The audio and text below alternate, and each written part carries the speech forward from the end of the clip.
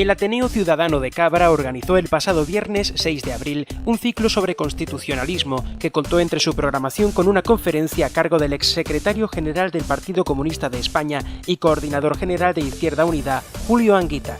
Una ponencia bajo el título de El proceso constituyente, una propuesta desde la izquierda que les ofrecemos en su integridad en plano abierto.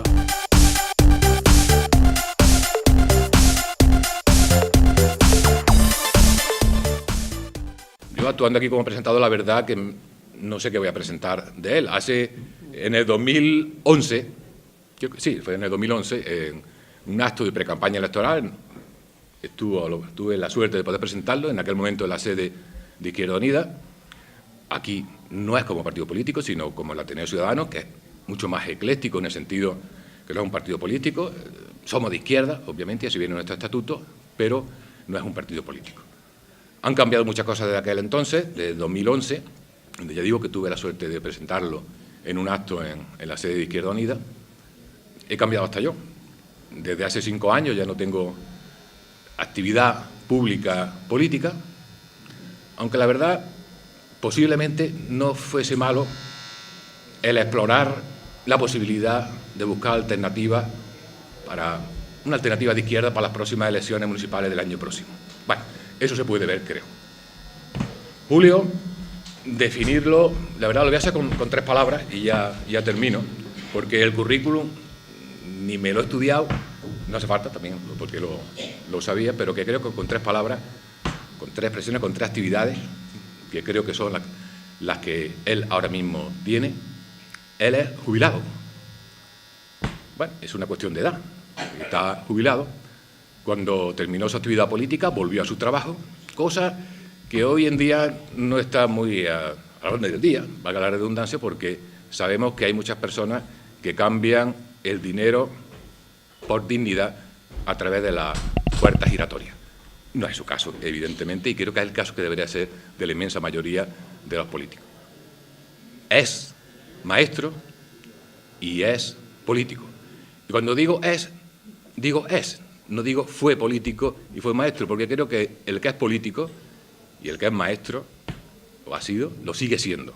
Con lo cual, yo creo que Julio sigue siendo maestro, sigue siendo político y ha fusionado en su vida la política y el magisterio de una manera, de mi punto de vista, admirable, porque ha sabido exponer, ha sabido dar esa docencia, ese magisterio a la hora de hablar, con lo cual lo que ha conseguido, y yo lo he intentado humildemente también cuando me ha correspondido, muy humildemente, es que las personas, que los ciudadanos, como he dicho antes, conozcan, sepan, y en razón del conocer y del saber, que actúen con responsabilidad.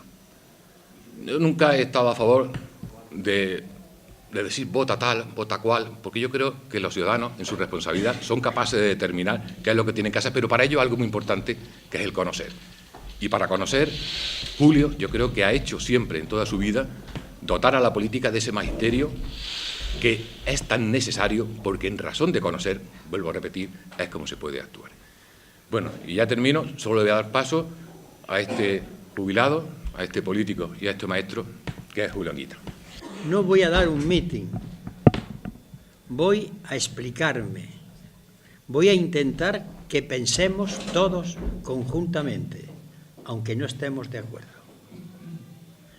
Estáis ante un español jubilado que desde su punto de vista de izquierdas está pensando sobre el porvenir de su patria, de España, que es hablar del porvenir de los jóvenes, qué va a ser de este país. Y la preocupación que siento cuando veo y escucho noticias, leo datos y observo reacciones. Y los productos de esa reflexión yo los quiero colocar ante vosotros. Decía Lenin, el gran revolucionario ruso, que la política es vivir entre precipicios. Llevaba razón en su época. Una guerra civil, una revolución, un debate en el seno de la propia izquierda, dificultades económicas, un largo etcétera. Vivir entre precipicios. Pero si alguien me preguntara, oye, ¿qué es la política ahora? yo recogería una expresión del filósofo existencialista francés Jean-Paul Sartre. La política es vivir entre la náusea, o sea, el asco, y la angustia.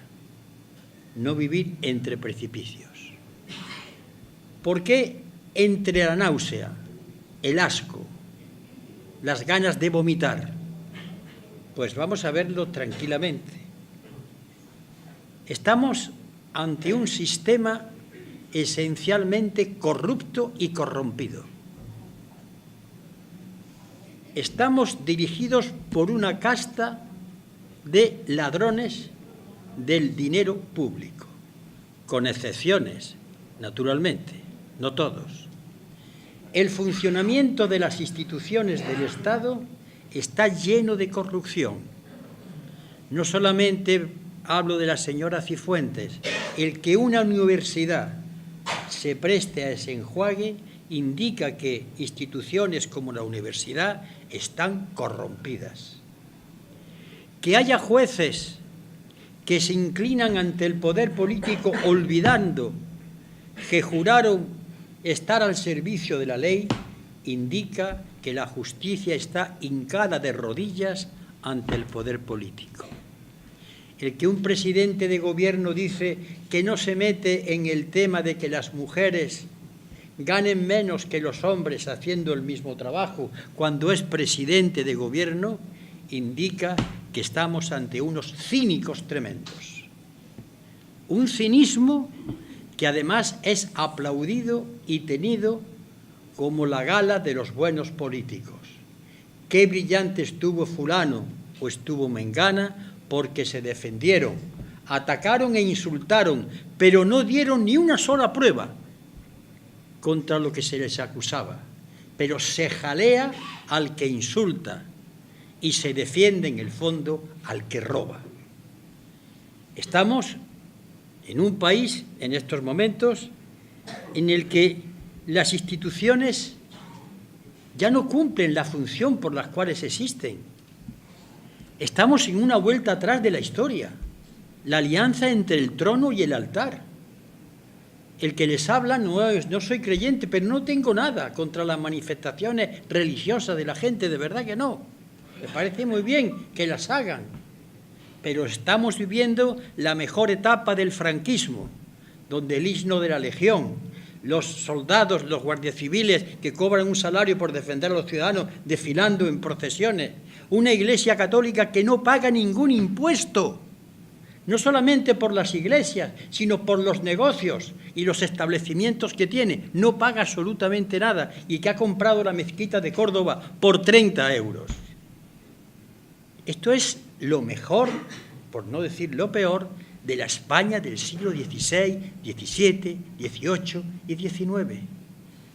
Estamos en una etapa donde el franquismo ha vuelto a surgir. Y el franquismo no es hijo de Franco, al contrario. Franco era el producto del franquismo que vino antes. No te metas, no pienses. Que roben otros, roba tú si puedes. A mí me han llegado a decir hace poco en la calle, mira Julio, a mí no me importa que roben, lo que yo quiero es robar también. Eso es franquismo. No te metas con los que mandan, pero tú apáñate como puedas, porque el mundo es insolidario. Ese es mi país hoy y el vuestro. Eso produce náusea, produce asco, produce repulsión.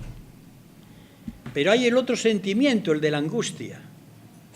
El comprobar día a día, en medios de comunicación, en la calle, en ámbitos incluso familiares, cómo la gente pasa olímpicamente. Pero no hablo de gente sencilla del pueblo, hablo de intelectuales, de profesionales, de periodistas, de gente que se les supone una educación cívica. Están en otra cosa, están ensimismados en lo suyo y no elevan la voz de protesta ante tanto latrocinio. ¿O oís en la calle algún clamor ante lo que está ocurriendo? ¿Oís la protesta en los bares? ¿Oís a alguien que diga incluso en el descanso de la Champions League? ¿Oís a alguien que diga, pero ¿en qué país estoy metido? ¿En manos de quién? silencio, connivencia. Y eso produce angustia. ¿En qué país estoy? ¿Con quién me codeo? ¿Cuánto va a ser capaz este país de aguantar? ¿Hasta cuándo? Esta es una sensación que tengo yo como ciudadano y que constato con mis amigos y otros que también la tienen, entre la náusea, el asco y la angustia. Pero es la situación que hay. Y ante eso, no solamente esa angustia, sino que una parte de la población lo ve normal. Ayer, yo no tengo Twitter, pero una persona muy cercana a mí lo tiene, me enseñó uno de estos mensajes de Twitter. No me gustan comentarlos porque no tengo Facebook, ni Twitter, ni nada de eso. Dice, España es como el Titanic, que se hunde, pero la tripulación y los pasajeros aplauden mientras se hunde.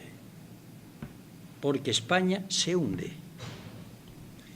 ¿Y por qué soy tan tremendo en mis afirmaciones?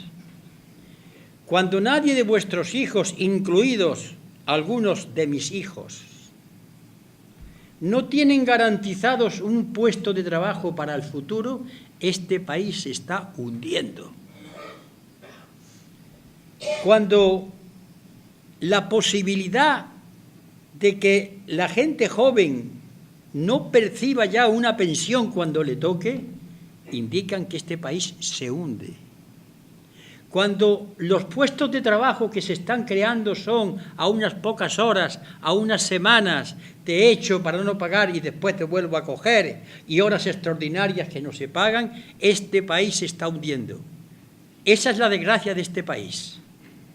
Y ante eso, las banderas, los signos de la Legión, con la cabra incluida, es chandereta.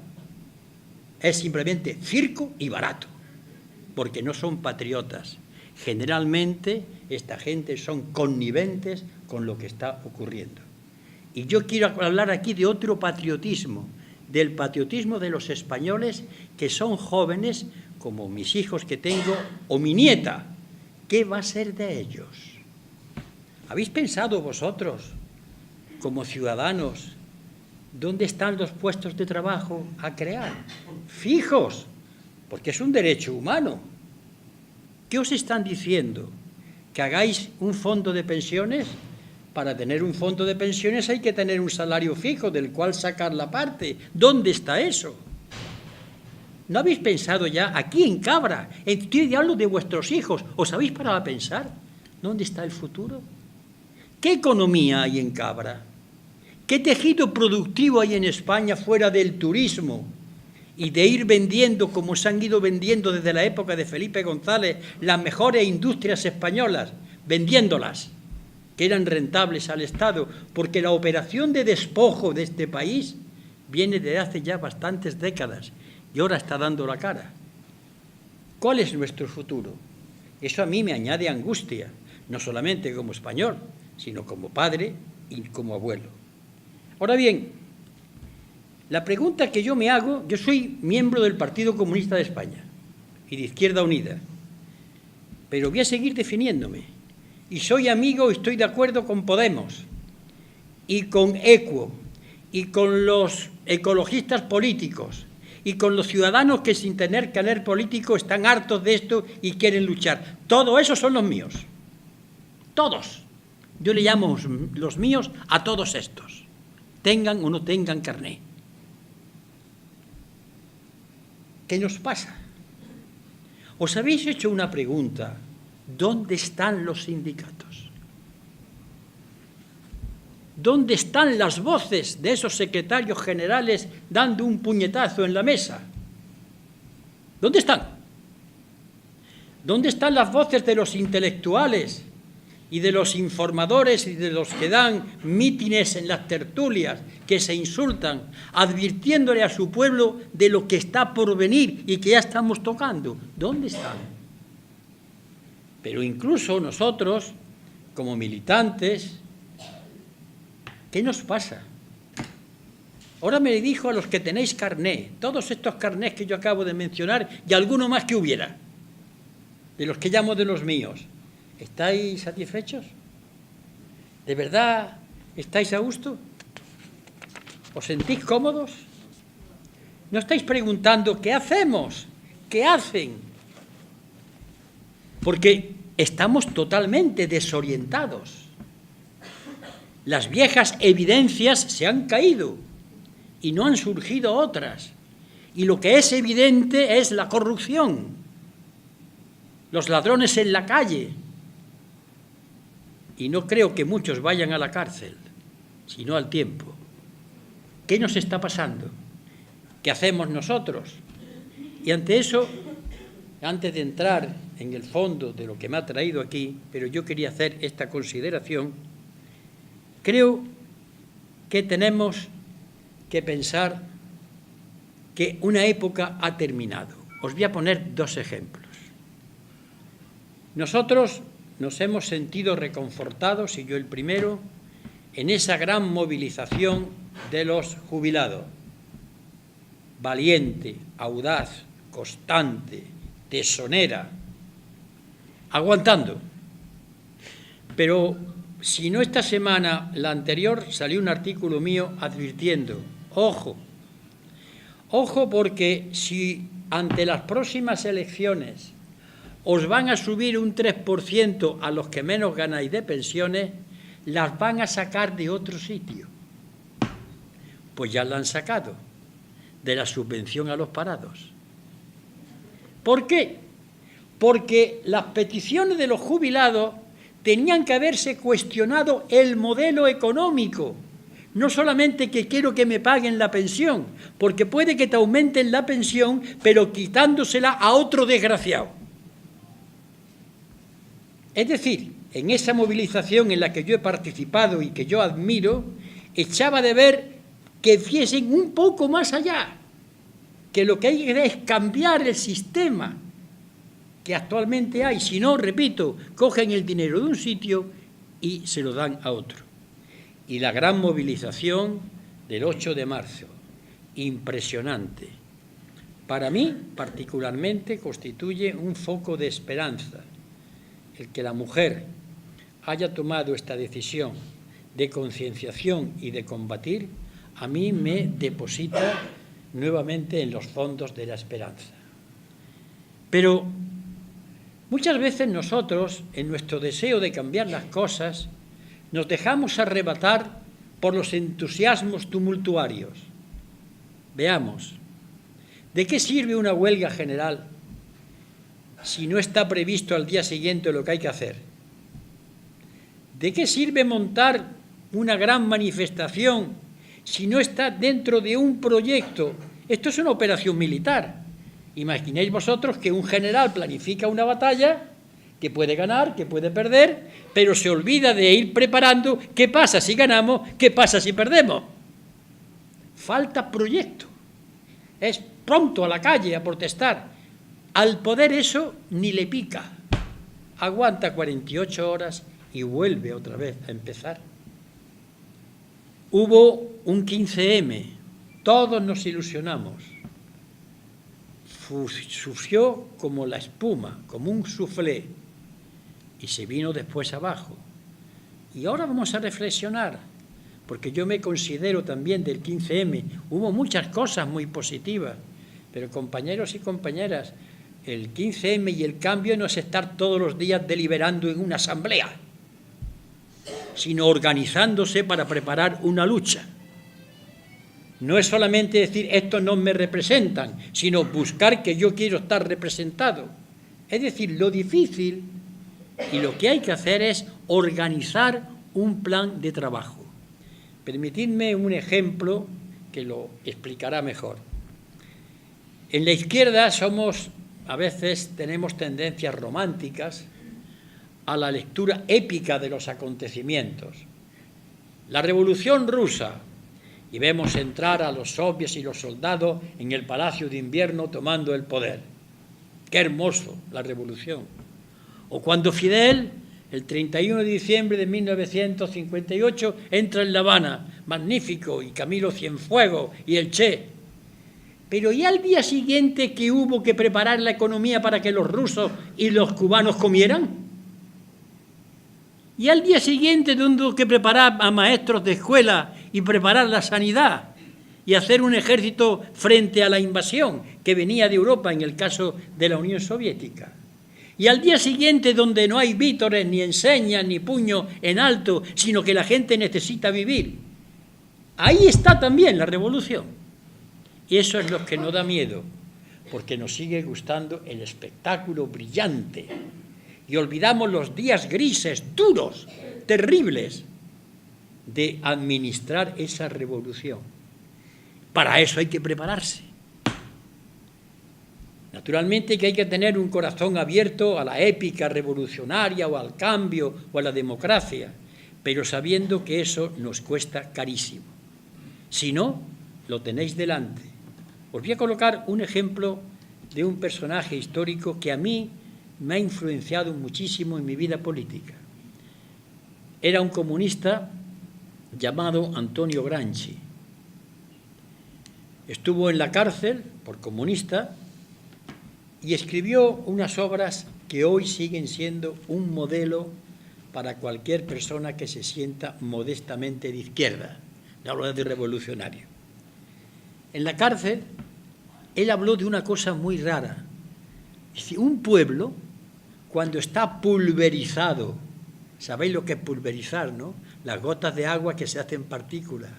Cuando está disperso, cuando está perdido, cuando no encuentra guía, cuando todo es angustia, necesita una idea fuerza que le ilusione porque le marca una meta, pero porque está llena de conquistas concretas. A eso le llamó fantasía concreta. Y dijo, esa idea mito, cuando se le lanza a un pueblo por sus dirigentes, cuando se organiza esa lucha en el día a día por la pensión, por el subsidio de desempleo, por el puesto de trabajo fijo, pero sabiendo que esa lucha es una lucha inmediata que lleva detrás otra, que eso, si no hay reforma fiscal, si no hay nacionalización de la banca, si no hay creación de tejido productivo, muere.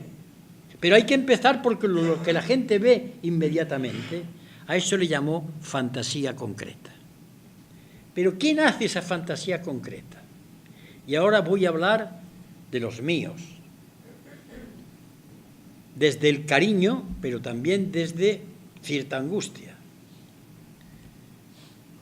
Hace 10, 12 días, los compañeros Pablo Iglesias y Alberto Garzón han dirigido una carta a sus militancias, diciéndole más o menos, estamos de enhorabuena, vamos a llegar a un acuerdo cara a las próximas elecciones.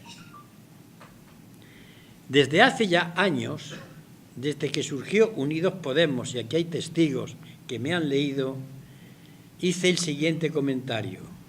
Los acuerdos entre dirigentes que no lleven como consecuencia que en cada pueblo y en cada barrio las militancias trabajen codo con codo, no van a llegar a triunfar nunca. Y voy a ser más claro.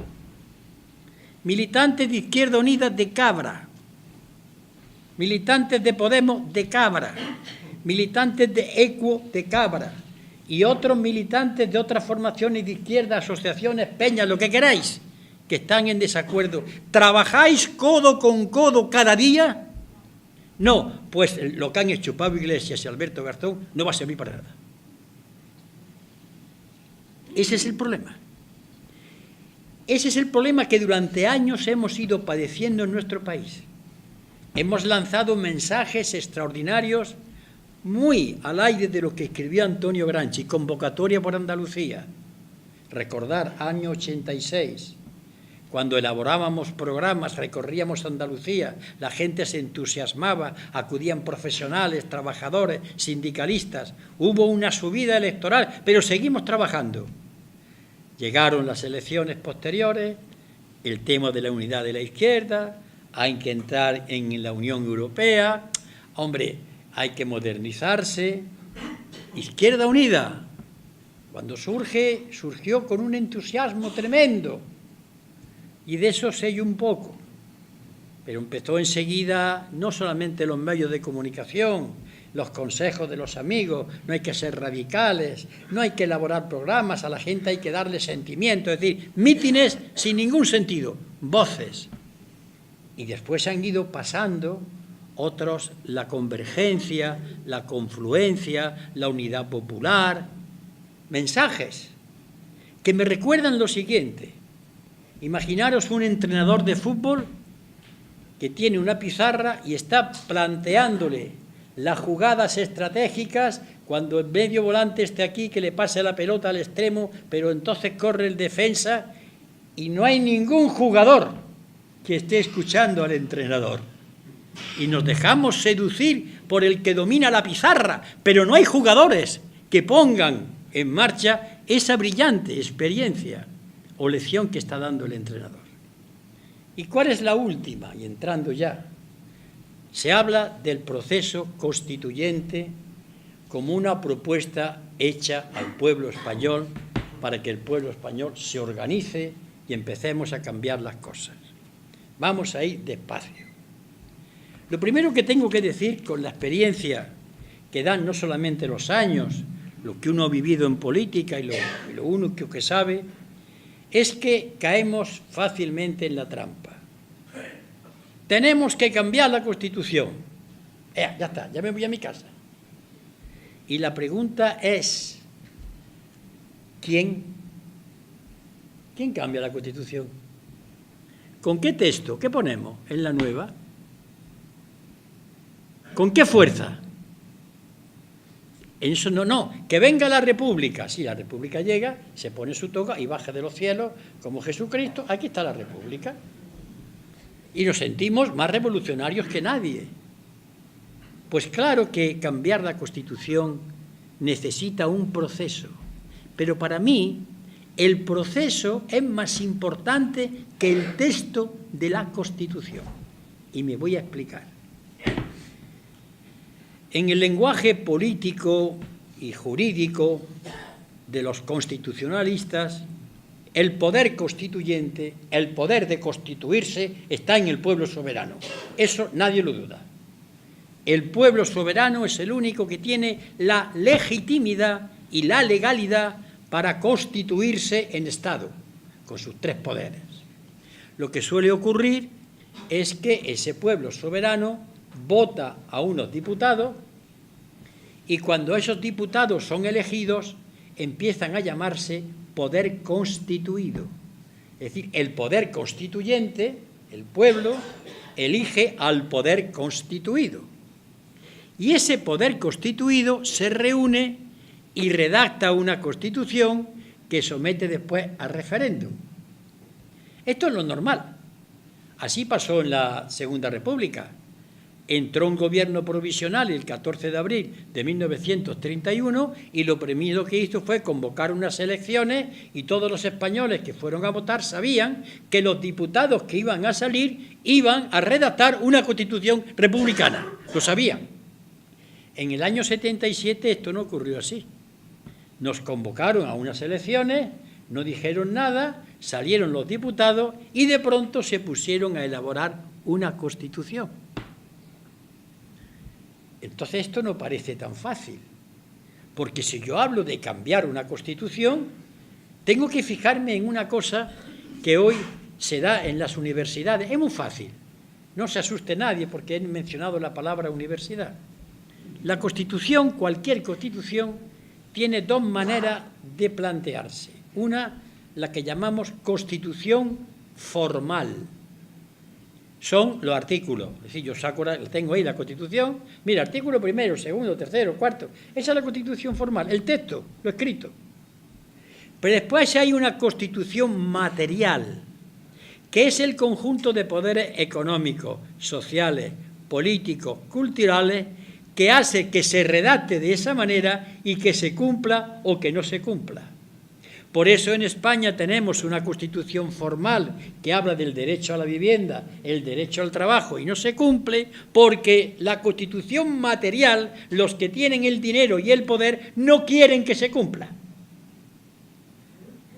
Luego, lo que tenemos que tener claro es que si vamos a un proceso de hacer una nueva Constitución, tenemos que tener el poder material. Que el pueblo unido sepa perfectamente qué Constitución quiere que salga. Porque como se la dejemos al grupo de diputados magníficos de izquierda extraordinario, pero frente a los poderes económicos se los meriendan con sopas. Es decir, todo intento de cambio en este país nuestro que no se apoye en un pueblo organizado está llamado al más estrepitoso de los fracasos, y lo demuestro con lo que está pasando ante nuestros ojos. No necesito más demostraciones. Por eso se va a las elecciones, se miente, la gente vuelve a votar a esos embusteros porque pasa del espectáculo. Entonces, ¿cuál es la esencia del proceso constituyente? Pues que a través de un trabajo de base, donde la gente empiece a entender que la futura Constitución que salga tiene que plantear que es de obligado cumplimiento el derecho al trabajo, el derecho a la vivienda, la igualdad entre el hombre y la mujer en todos los aspectos, por supuesto, en el terreno laboral, que contemple el derecho al subsidio a aquella persona que no encuentra trabajo y está demostrado que no puede encontrar trabajo, el derecho a la educación, el derecho a la salud, un cambio de sistema económico, un tejido productivo que no sean 4 tiendas, 4 bares o 4 pequeñas industrias aisladas y que no dependamos del turismo. Eso sí lo entiende la gente.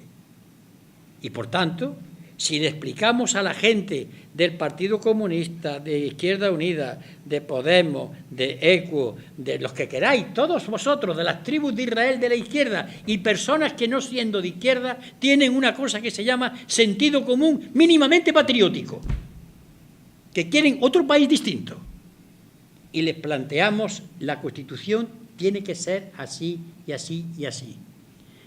Ese movimiento, que es lento, de construir la unidad en torno a la Constitución que yo quiero que salga, yo a eso le llamo proceso constituyente, porque llegará un momento en que la gente votará a los diputados que tenga seguro que van a redactar la Constitución así, y por tanto esa gente no solamente va a ser la que apoye una Constitución formal, sino que ella es la Constitución material, la que tiene la sartén por el mango. Porque el problema, y no nos caigamos de un guindo, en política es un problema de fuerza. Y quien tiene la fuerza económica manda. No hagamos apelación al buen sentido y al buen corazón. Hagamos una apelación a que estamos en una lucha de clases, de intereses económicos, en donde la razón de la fuerza y la fuerza de la razón, fundamentalmente, son las que valen. Ahora bien, los proyectos políticos que en estos momentos en los que estamos todos nosotros han concebido el proceso constituyente de esta manera, o es como los entrenadores de fútbol que cogen la pizarra, lo explican brillantemente ante una cámara de televisión, pero no hay ningún jugador de los que van a saltar el campo a hacer las brillantes jugadas que el entrenador está diseñando. Este es el problema.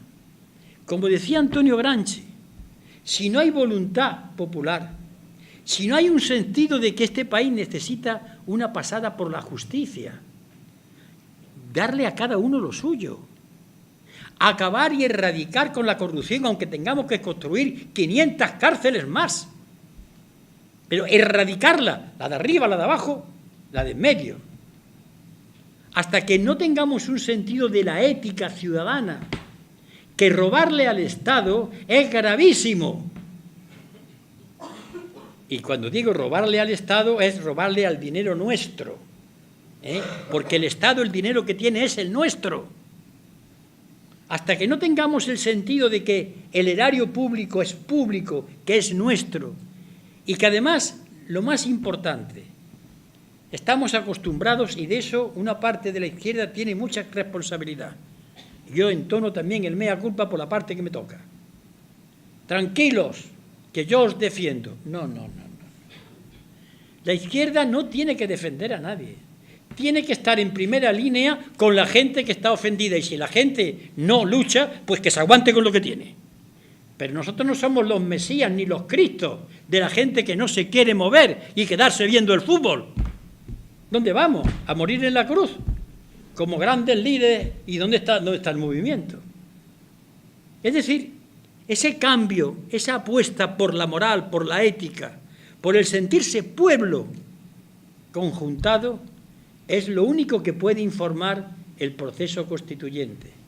Si no, es más, si lo que he dicho antes, si las militancias, y he dicho nombres concretos de siglas, y personas como el compañero, que dice que no está en ninguna, pero que yo lo considero que está dentro de esa inmensa corriente a la que yo me siento unido, son todos míos, no míos en sentido de propiedad, de pertenencia, yo pertenezco a todos estos, tengan el carné que tengan, porque el enemigo que tengo enfrente es tan grande que necesito acopio de fuerzas para abatirlo, para derrotarlo en toda la línea.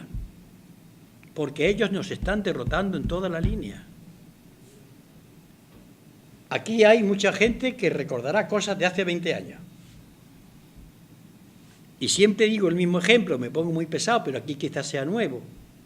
Si hace 20 años, yo con 20 años menos, ojalá lo recuperase, os digo a vosotros y a un conjunto de sindicalistas lo que va a pasar en España hoy, no valen los convenios colectivos, ponen en la calle a una mujer porque se ha quedado embarazada, me ahorcan en el parque de Cabra, por embustero.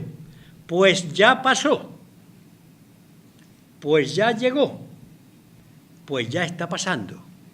Y se dijo entonces, y se dijo, pues bien, o hay una reacción, y los dirigentes políticos caen en la cuenta de que las elecciones son muy importantes, pero hay algo más importante que las elecciones, cambiar este país.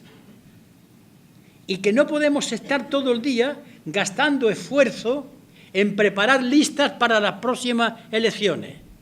Por supuesto que habrá que hacer listas, pero esas listas serán más fáciles de hacer si los que tienen que luchar empiezan ya a luchar codo con codo. ¿Tú de qué partido eres? Ah, fulano, mengano. Oye, ¿qué te parece? Oye, en Cabra, ¿qué podemos resolver? ¿Y qué pasa con los del asilo? ¿Y qué pasa con los jubilados? Y a trabajar el compañero y la compañera de una y otra fuerza política. Tenemos un ejemplo en España, lo que fue el Frente Popular. La gente se unió porque sentía la necesidad de unirse ante lo que estaba ocurriendo en su patria.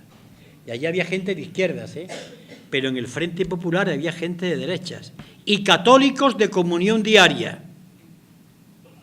También había en el Frente Popular, como en el Ejército de la República, que todavía se lo cuenta alguna gente, había muchos generales de comunión diaria que defendieron a la República por su lealtad y por su honor de militares a la que juraron. Esto se sabe pocamente. Pues sí, y fueron fusilados por Franco. Eran católicos, apostólicos y romanos. Bien, yo creo que la cosa es sencilla. Se repite una y otra vez y otra vez. Todo lo que no sea motivar a la gente en torno a cosas muy concretas, pero dándole la orientación de que hay que mirar más arriba. Recordar el caso de las pensiones. Los jubilados se han movilizado. Han sido justas sus reivindicaciones. Es una indignidad lo que han hecho con el 0,25%. Es una indignidad que jubilados que están manteniendo a familia, ellos, a sus hijos y a nietos, que son hechos así, que los han quitado de los asilos, según el defensor del pueblo andaluz, para llevárselos a la casa porque la pensión de jubilación le era necesaria, sepan que hacen bien en luchar, pero que si solamente se conforman, le han dado el 3% a esto y los demás, ya han perdido la guerra, porque se lo han quitado a otros, en este caso a los parados. Es decir, la conquista de una pensión digna pasa por cambiar el conjunto del funcionamiento del sistema, o si no, pan para hoy, hambre para mañana, vestir un santo, desnudando otro. Y este es el problema. Yo sé que ante estas palabras mías, que no las digo solamente aquí, todo lo que estoy diciendo aquí lo he escrito y se ha publicado, la gente se pone nerviosa. Pero una de las cosas que tenemos que tener las personas que hemos estado en la política activa y seguimos estando, es decir cómo vemos las cosas. Nosotros no venimos aquí a batiros el agua, a decir 4 insultos a nadie para que aplaudáis, a deciros cómo vemos a nuestro país, a través de los datos a los que tenemos acceso.